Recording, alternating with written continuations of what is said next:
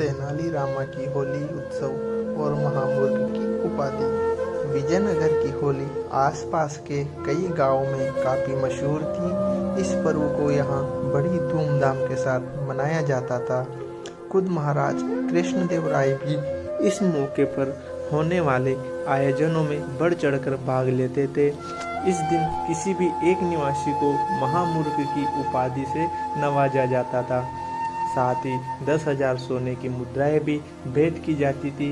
अपनी सूझबूझ और वाक्पटुता के कारण तेनालीराम हर साल इस उपाधि को अपने नाम करता था। इस बार होली का त्योहार नजदीक था, तभी दरबारियों ने मिलकर तय किया कि इस साल किसी भी कीमत पर तेनालीराम को यह उपाधि नहीं लेने देंगे। दरबारियों ने योजना बनाई कि तेनालीराम को चुपके से भांग पिला देंगे ताकि तेनालीराम होली के उत्सव में हिस्सा ही ना ले सके। होली कार्यक्रम का आयोजन इस साल एक खास बगीचे में हुआ था। वहाँ खूबसूरत सजावट के साथ ही होली खेलने वाले लोगों के लिए रंग इत्र से तैयार गुलाल और तरह तरह के पकवान रखे गए थे। उत्सव की शुरुआत में महाराज की घोषणा के साथ हुई, जिसमें महाराज ने कहा कि सभी दिल खोलकर चाय पिए और होली खेले। साथ ही इस बात का ध्यान भी रखें कि किसी भी दूसरे व्यक्ति को उनसे कोई तकलीफ ना हो।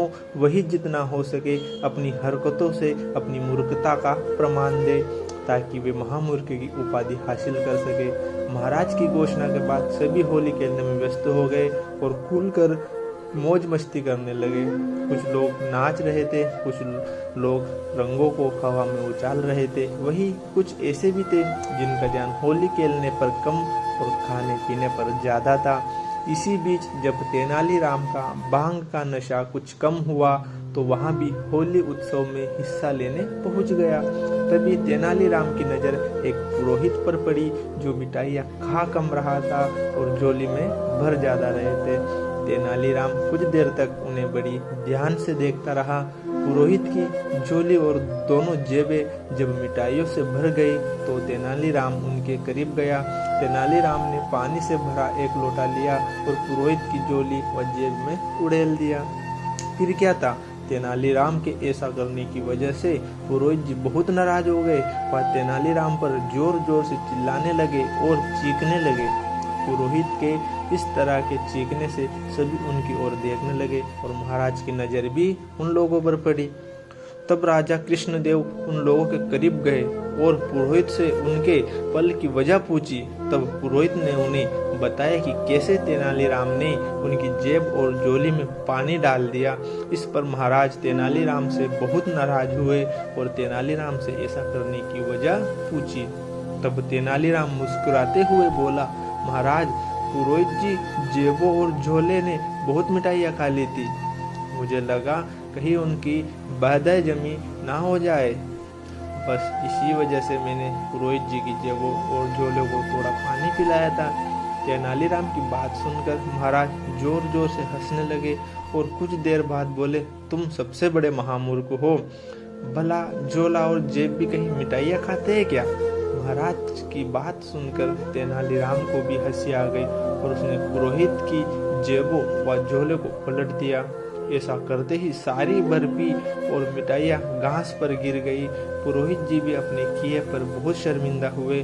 देखते ही देखते वहाँ मौजूद सभी लोग जोर जोर से हंसने लगे। तभी तेनालीराम ने महाराज से पूछा कि क्या आपने मुझे महामूर्ख कहकर पुकारा? वही तेनालीराम ने वहाँ मौजूद अन्य दरबारियों से भी यही पूछा, क्या आप सबको भी मैं महामूर्ख लगता हूँ?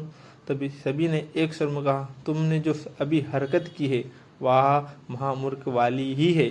बस फिर क्या था, हर साल के जैसे ही इस साल भी होली के मौके पर दी जाने वाली महामूर्ख की उपाधि चालाक और चतुर तेनालीराम को मिली। साथ ही इसे 10,000 स्वर्ण मुद्राएं भी दी गई। कहानी से सीख, होली और महामूर्ख की उपाधि कहानी से हमें यह सीख मिलती है कि विपरीत परिस्थिति में भी यदि व्यक्ति बुद्धि और समझदारी से काम ले तो जीत जरूर मिलती है। अगर आपको कहानी पसंद आई हो तो कहानी को लाइक ज़रूर करें और चैनल को सब्सक्राइब करना ना भूलें।